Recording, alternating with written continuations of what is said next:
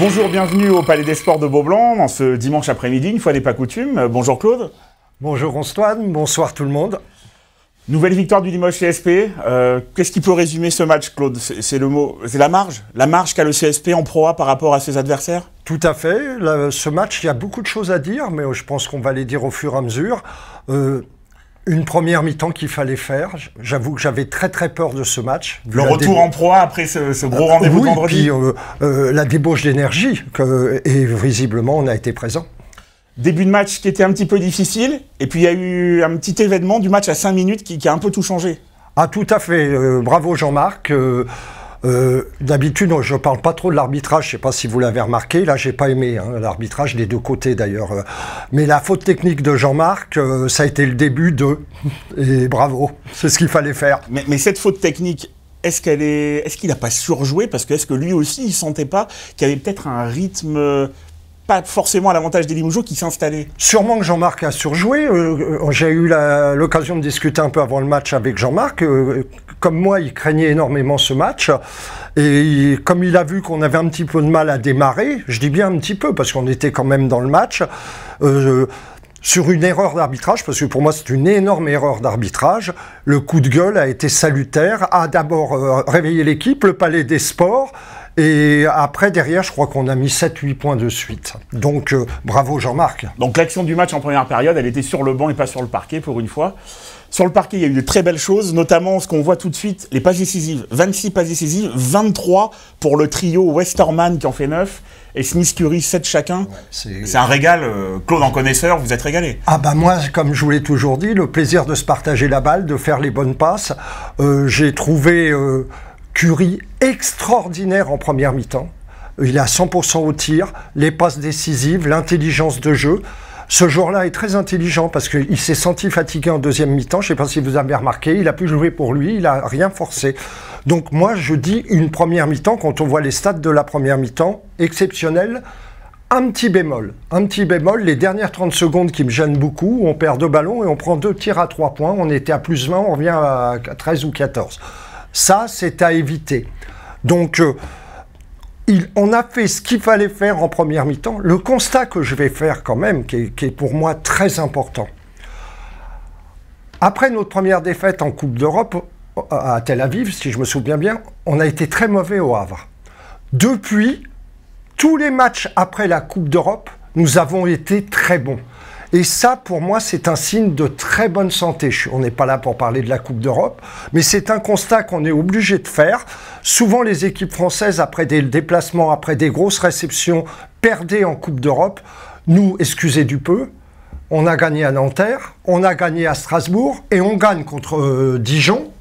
3 gros rendez-vous en Pro A qui sont enregistrés pour le CSP. Voilà, 3 gros rendez-vous, plus la victoire à Gravelines. Mais je veux dire, après les matchs de Coupe d'Europe, à chaque fois, on fait une perf derrière.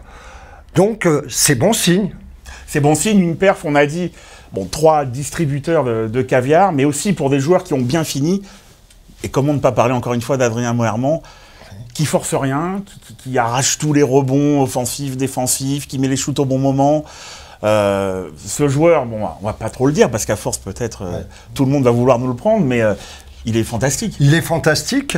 Et moi, il y a quelque chose que moi je sens, que je vois. Adrien a un don. Il a le don de voir les trajectoires de ballon sur les prises de rebond.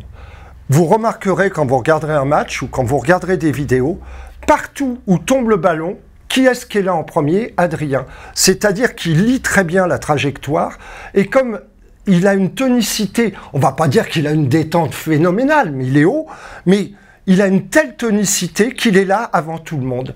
Et on l'a encore vu ce soir. On voit un rebond, on sait que Adrien sera là. Et lui, alors contrairement peut-être à d'autres joueurs, Euroleague, Pro A, c'est 15 points, 12 rebonds par match. C'est la régularité même, hein, on en a déjà parlé. Je suis très très content du réveil de Plestide. Il a été caviardisé, hein, parce que le duo poste 1, Westerman, Plestide, c'est la cerise sur le gâteau. Hein. C'est la colonne vertébrale encore de la fin de match. Ils l'ont fait et comme à Nanterre. Et comme à Nanterre. Il avait été très précieux aussi en fin de match. Donc le réveil, ma grosse déception, je l'ai encensé par moment. En ce moment, c'est Batista. Batista, que je trouvais très bon en début de saison, sachant ses qualités, ses défauts. On sait que Batista, quand il est venu jouer à Limoges, c'est pas quelqu'un d'un fort défenseur, c'est pas Adrien Moerman qui va sauter, mais pour la ça doit être un finisseur pour la proie. Voilà. Et là, alors j'espère que c'est pas le réveil de Plestin qui met Batista parce qu'on peut se poser des questions, mais là Batista n'est plus dans le coup. Alors là, je sais que Jean-Marc veut le remettre en confiance, ce qui est très intelligent de sa part. Donc c'est un peu un petit point noir pour moi. Ce qui m'a plu aujourd'hui, c'est le match de Nobel, parce que Nobel est tout le temps critiqué. On est toujours dans les extrêmes avec Nobel. Mais Nobel fait une très bonne première mi-temps, 3 sur 4 à 3 points, parce que tire dans le rythme, parce qu'il n'a pas voulu forcer. On l'a un peu moins vu en deuxième mi-temps, mais je crois qu'il prend 6 ou 7 rebonds encore. Et pour moi, il fait un gros match.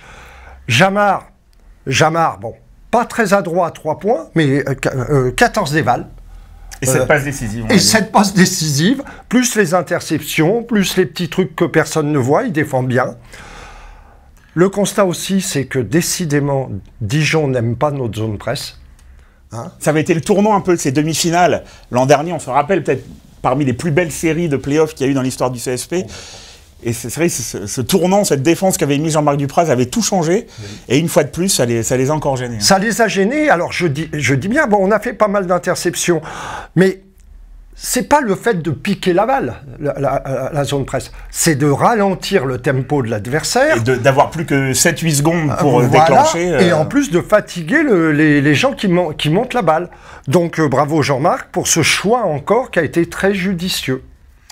Voilà, vous l'avez vu, Limoges CSP qui enchaîne, qui reste invaincu, c'est toujours aussi important à domicile en Pro A, qui recevra encore dimanche prochain la JL Bourg pour un match important pour rester dans cette dynamique de victoire. Claude, on se retrouve dimanche prochain. Oui, avec grand plaisir. Une semaine encore à Beaublanc avec le champion d'Europe qui sera là jeudi soir pour un nouveau match au sommet. On se retrouve très vite. Merci Claude. Merci à vous et puis très content du résultat de ce match que je répète, je craignais énormément.